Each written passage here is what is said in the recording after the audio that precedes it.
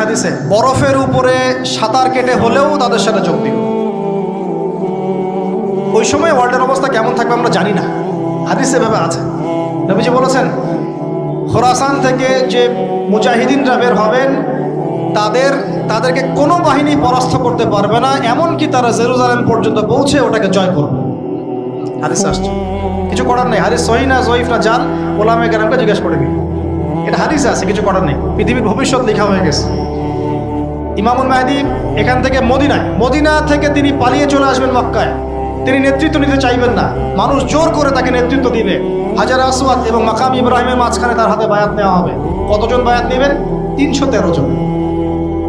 300। এরপর শাম থেকে একটা বাহিনী তার সাথে যুদ্ধ করতে আসবে।